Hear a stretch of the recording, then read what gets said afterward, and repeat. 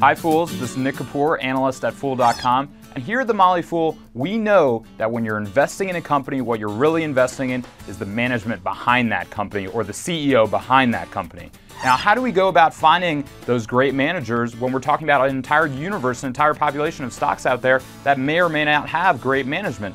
Well, there are really three excellent ways to do that, and that's what I'm going to describe today. The first thing you want to do is look for an owner, operator, or someone who has long-term tenure with the company. You don't want someone who's been picked out from the outside by a headhunter. You don't want someone coming from another industry into your company and thinking they know how the nuances of the business works. What you really want is someone who's been around for a while, someone who's been brought up from underneath. You're looking for those CEOs who have been associated with that business, who understand that company very well. Second, what you're really looking for also is a compensation scheme that aligns with shareholders. What we've seen in the last few years, all these banking executives getting paid ludicrous amounts for not really providing much value. And at the same time, they're getting those bonuses as rewards when they're not doing anything for shareholder value. So what you have to do is establish whether or not those compensation schemes align with what you're trying to do as a shareholder.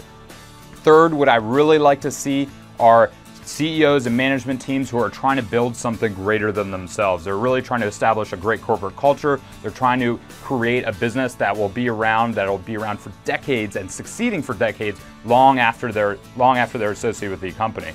So what are the great companies out there supporting a great management team with a great founder, owner, operator, CEO? Well, I'll give you two quick examples. First one, Morningstar.